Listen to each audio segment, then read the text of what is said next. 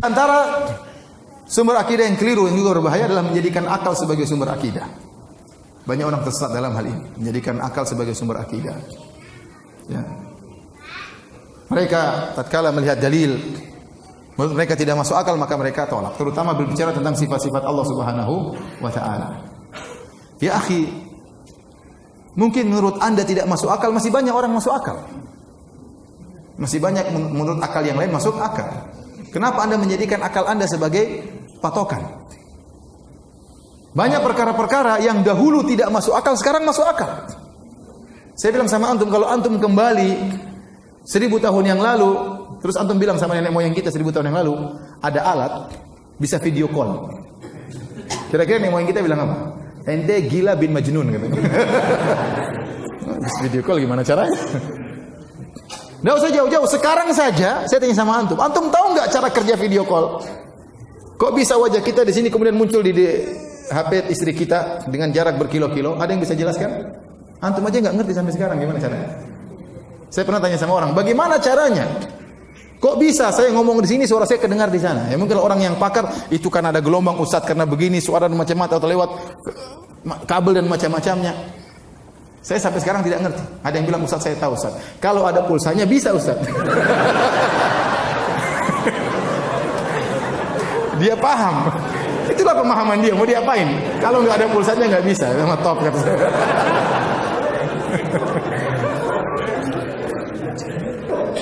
Banyak perkara-perkara yang dahulu menurut dia tidak masuk akal, ternyata masuk akal menurut orang lain.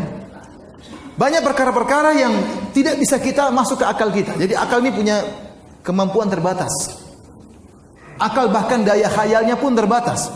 Jangankan untuk menembus memikir, bahkan daya khayalnya pun terbatas. Seandainya saya bilang sama antum sekalian, bisakah antum menghayalkan ketampanan Nabi Yusuf? Antum nggak bakalan mampu. Yang bisa antum hayalkan orang tertampan yang pernah antum lihat. Benar. Lebih daripada itu otak nggak mampu. Nggak bisa terbayang tampannya Nabi Yusuf kayak apa. Yang perempuan lihat potong-potong jarinya nggak sadar, subhanallah. Ya, kalau antum baca buku tafsir dalam tafsir Al-Qurtubi, dalam tafsir yang lain disebutkan riwayat-riwayat Israiliyat yang aneh-aneh. Ada yang mengatakan para wanita waktu melihat Nabi Yusuf tampan, ada yang langsung mati. Beneran ini? Ada yang langsung haid tiba-tiba. Ada yang langsung pingsan. Saking tampannya Nabi Yusuf. Kalau kita sesuai dengan Al-Quran saja, tidak usah aneh-aneh. Waqatta'na aydiyahunna. Mereka potong-potong tangan mereka tanpa sadar. Saking tampannya Nabi Yusuf. Laki-laki zaman sekarang setampan apapun, kalau ada perempuan lihat ngiler sebagaimanapun, kalau kasih jarum pentul pasti teriak. Gitu tidak?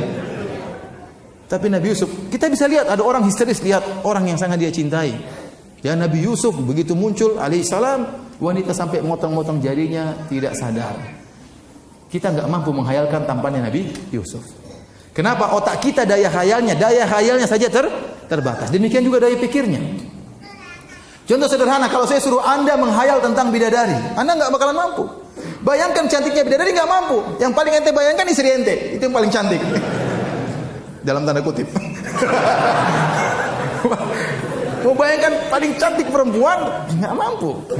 Nggak mampu. Ini nanti jangan direkam ya, saya sekedar cerita aja.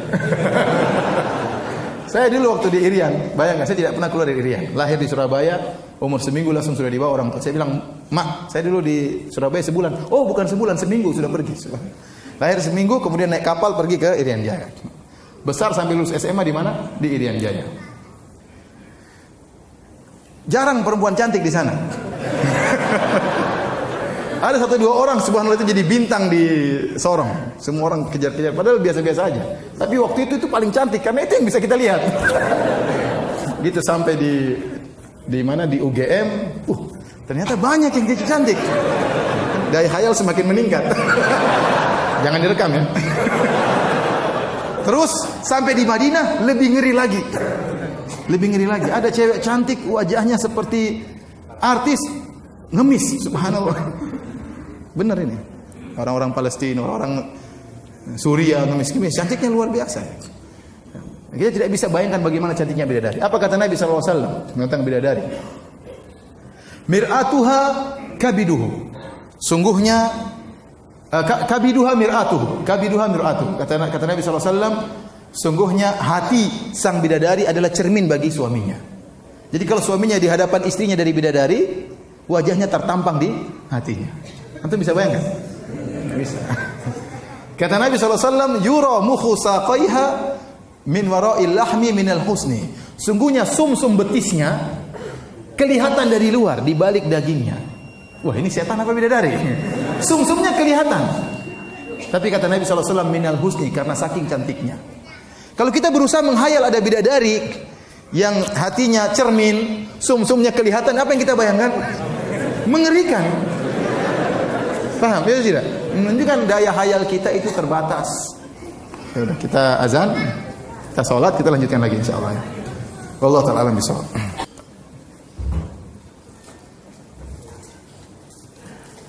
Bismillahirrahmanirrahim. Assalamualaikum warahmatullahi wabarakatuh. Alhamdulillah, salatu wassalamu ala Rasulillah wa ala alihi wa ashabihi wa man tabi'ahum bi ihsanin ila yaumiddin. Amma ba'd. Kita lanjutkan pengajian kita.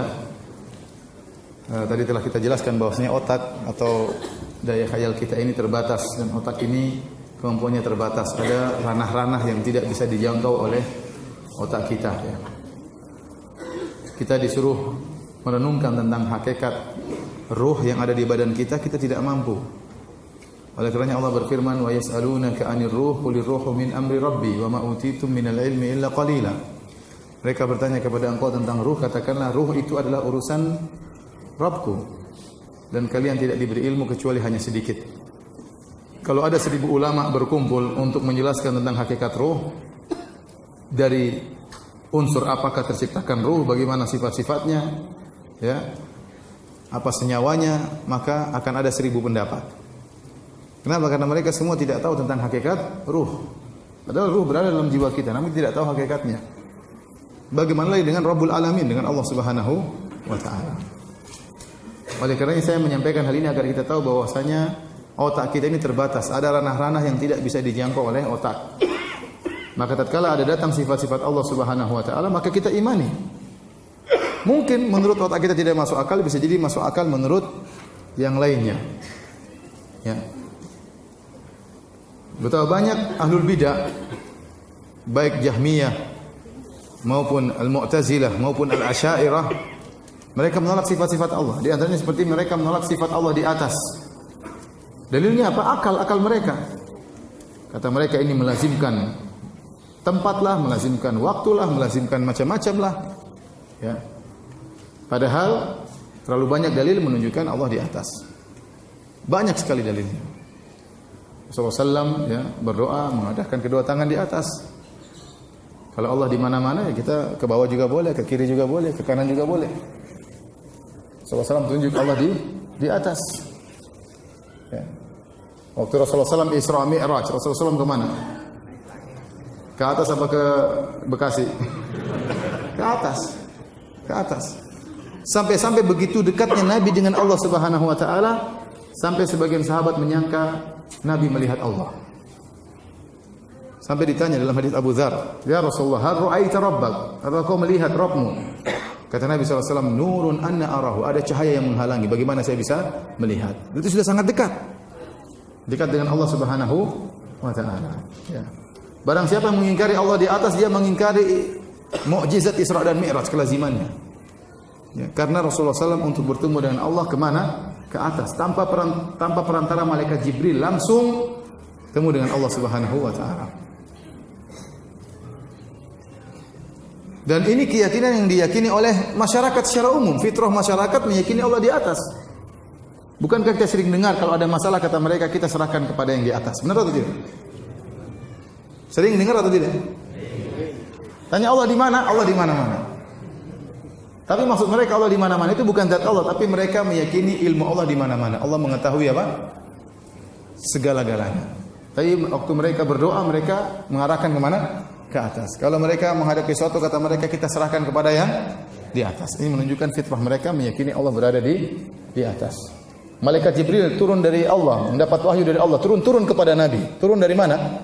Dari atas. Allah mengatakan tentang Nabi Isa, "Barrafa'ahullah ilaih." Kata Allah, "Wa ma qataluhu wa ma salabuhu." Mereka tidak pernah membunuh Nabi Isa, mereka tidak pernah menyalib Nabi Isa. Kata Allah, "Barrafa'ahullahu ilaih." Tapi Allah angkat Nabi Isa ke Allah. Angkat itu kemana? Apa ada angkat ke bawah? Terlalu banyak dalilnya. Ya. Tanzilul kitab, Al-Quran turun dari atas, terlalu banyak. Malaikat naik dari atas turun ke bawah, lapor kepada Allah naik ke atas, amalan-amalan diangkat ke atas, terlalu banyak dalilnya. Ratusan dalil kemudian dibantah dengan otak bahwasanya Allah tidak di atas. Ya. Baik. Mereka yang menolak Allah di atas, dalil mereka apa? Otak, akal. Kita katakan kepada mereka, seandainya kita menjadikan akal sebagai sumber akidah, kita bilang seandainya akal cuma satu, nggak jadi masalah. Semua akal manusia modelnya cuma satu, nggak apa-apa mungkin kita jadikan akal sebagai sumber akidah. Masalahnya akal ukul mutafawita, akal itu bertingkat-tingkat. Akal siapa yang mau dijadikan patokan? Makanya berkata Al-Imam Malik rahimahullahu taala, ya laita syi'ri bi ayyi aqlin yuzanul kitabu was sunnah. Sampaikanlah kepada aku dengan akal siapa mau ditimbang Al-Qur'an dan sunnah? Mau pakai akal siapa? Apakah akalnya orang-orang Yunani, Aristoteles dan yang lain-lainnya? Atau akalnya para sahabat radhiyallahu ta'ala anhum ajma'in? Atau akalnya para imam madhab? Atau akalnya ahlul bidah yang muncul belakangan? Akal siapa yang mau dipakai? Oleh karena tatkala mereka menjadikan akal sebagai sumber akidah dan akal bertingkat-tingkat berbeda-beda, akhirnya outputnya juga berbeda-beda. Outputnya juga apa? Berbeda-beda. Lihatlah, kita berbicara tentang Allah di atas berbeda-beda.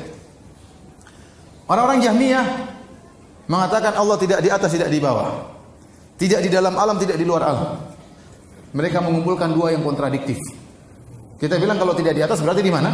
Di bawah. Kalau tidak di bawah berarti di mana? Di atas. Kata mereka Allah tidak di atas dan tidak di bawah. Tidak di timur dan tidak di barat. Gimana? Kalau tidak di timur berarti di mana? Di barat. Kalau tidak di barat berarti di timur. Allah di mana? Di bawah? Oh enggak, tidak di bawah. Di atas enggak. Terus di mana? Tidak di atas dan tidak di bawah. Ini enggak masuk akal. Allah apakah di alam semesta apa di luar alam semesta? Allah tidak di alam semesta dan juga tidak di luar alam semesta. Terus berarti tidak ada kalau begitu.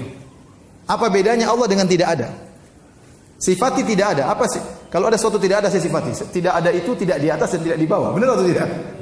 Tidak ada itu tidak di dalam alam, tidak di luar alam. Benar atau tidak? Sebedanya tidak ada dengan Allah, apa bedanya? Ini Jahmiyah. Taib, orang-orang Mu'tazilah mereka mengatakan Allah tidak di atas. Terus bukankah dalam hadis-hadis yang banyak, hadis mutawatir, Allah akan dilihat di surga? Di antara kelezatan yang paling indah adalah melihat wajah Allah Subhanahu. Kata mereka Allah tidak bisa dilihat. Di surga pun tidak bisa dilihat. Terus hadis-hadisnya dhaif. Gimana dhaif? Hadisnya mutawatir, 20 sahabat lebih meriwayatkan. Tapi mereka konsisten, Allah tidak berada di atas dan Allah tidak bisa dilihat di akhirat kelak. Muncul orang-orang Asy'ariyah, pendapatnya lain lagi. Kata mereka Allah tidak di atas, tetapi bisa dilihat di surga. Nah, dilihatnya bagaimana? Ada arah melihat atau tidak? Antum kalau melihat ada arah dilihat enggak? Kalau antum melihat ada arah dilihat atau tidak? Ya berarti Allah ada di suatu arah. Makanya Nabi SAW mengatakan, innakum satarawna rabbakum kama tarawna al-qamara lailatal badri la tudamuna fi ru'yatihi. Sungguhnya kalian akan melihat Allah dalam riwayat ayanan yaumal qiyamah. Kalian akan melihat Allah dengan mata kalian pada hari kiamat kelak sebagaimana kalian melihat rembulan. Rembulan di mana? Di atas. Bukan Allah seperti rembulan, tidak, tapi cara melihatnya. Sehingga kata Nabi kalian tidak perlu berdesak-desakan. Kalau rembulan perlu kita berdesak-desakan? Tidak perlu. Demikianlah melihat Allah pada hari kiamat kelak. Orang-orang Asy'ariyah bingung, kata mereka Allah tidak di atas tapi Allah dilihat pada hari kiamat. Lihatnya bagaimana? Ya pasti ada arahnya enggak? Kata mereka Allah tidak boleh ditunjuk di mana, enggak boleh. Kalau ditunjuk salah, loh Nabi tunjuk Allah atau tidak? Kata Nabi ya Allah saksikanlah. Semuanya pakai akal, tapi ternyata outputnya berbeda-beda. Baik Jahmiyah, Asy'ariyah maupun apa? Mu'tazilah. Contoh mereka menggunakan akal juga. Kalau Allah beristiwa di atas arsy, Allah berada di atas langit. Kata mereka berarti Allah lebih kecil daripada langit, berarti Allah butuh kepada langit. Karena yang di atas lebih kecil daripada yang di bawah dan yang di atas butuh kepada yang di bawah. Ini disampaikan oleh Ar-Razi, tokoh Asy'ariyah. Bantahannya gampang. Tidak semua yang di atas berarti lebih kecil daripada yang di bawah dan tidak semua di atas pasti butuh kepada yang di bawah. Contohnya langit dan bumi. Yang lebih di atas mana? Langit atau bumi? Langit. Mana yang lebih besar, langit atau bumi? Langit lebih luas. Apakah langit butuh kepada bumi? Jawabannya tidak. Tidak ada tiang. Tidak ada tiang menyangga antara bumi dengan apa? Langit. Berarti menunjukkan yang di atas tidak mesti nempel kepada yang di bawah, yang di atas tidak mesti butuh kepada yang di bawah, yang di atas tidak mesti lebih kecil daripada yang di bawah. Kalau itu antara makhluk dengan makhluk saja tidak lazim, apalagi antara Allah dengan makhluk. Menggunakan akal. Makanya semua mu'attil, semua penolak sifat pasti musyabbih. Dia pasti membagaimanakan Allah terlebih dahulu, baru kemudian dia tolak sifat tersebut. Kata dia berarti melazimkan begini, melazimkan demikian. Makanya waktu ada orang datang kepada Imam Malik bertanya, "Wahai Imam Malik, kaifa stawa? Bagaimana Allah beristiwa?" Imam Malik marah. Berkeringat sampai dia marah. Dia berkata, "Al-istiwa'u ma'lum." Istiwa kita ngerti maknanya, itu di atas. Wal kaifu majhul, bagaimananya kita tidak tahu. Wasu'alu anhu bid'ah, dan bertanya tentang bagaimananya adalah apa? Bid'ah. Kata Imam Malik, usir orang ini dari pengajianku. Kenapa? Dia bertanya tentang bagaimananya. Nah, anda bagaimana tahu bagaimananya? Kalau anda ingin tahu bagaimananya sifat Allah, anda harus tahu bagaimana zat Allah terlebih dahulu. Dalam kaidah al-kalamu fi sifat far'un anil kalami fi dzat. Pembicaraan tentang sifat adalah cabang dari pembicaraan tentang zat. Kalau anda tahu bagaimana zat Allah, baru anda tahu bagaimana sifatnya Allah. Kalau anda tidak tahu bagaimana zatnya Allah, bagaimana anda bisa bayangkan sifatnya Allah? Kalau anda ingin membayangkan tentang Allah di atas ars, bagaimana bayangannya? Pertama anda harus tahu Allah seperti apa. Zatnya bagaimana. Terus kedua anda harus tahu ars seperti apa. Baru anda bisa bayangkan Allah di atas ars. Kalau anda ars saja anda tidak tahu, Allah pun anda tidak tahu, terus gimana anda bayangkan? Beriman saja kepada ayat-ayat Al-Quran. Ar-Rahmanu 'alal arsy istawa. Allah beristiwa di atas ars. Sudah selesai. Itulah pemahaman para sahabat. Jangan kita gunakan akal kita kemudian menolak apa? Hadis-hadis dan ayat-ayat. Hati-hati. Ya. Tatkala kita berpegang kepada akal, akhirnya macam-macam akhirnya penafsiran karena akal berbeda-beda. Ya, karena akal berbeda-beda. Oleh karenanya hadirin dan hadirat yang dirahmati Allah Subhanahu wa taala, dalam masalah akidah kita ya di antara cara yang keliru menjadikan akal sebagai sumber akidah. Baik.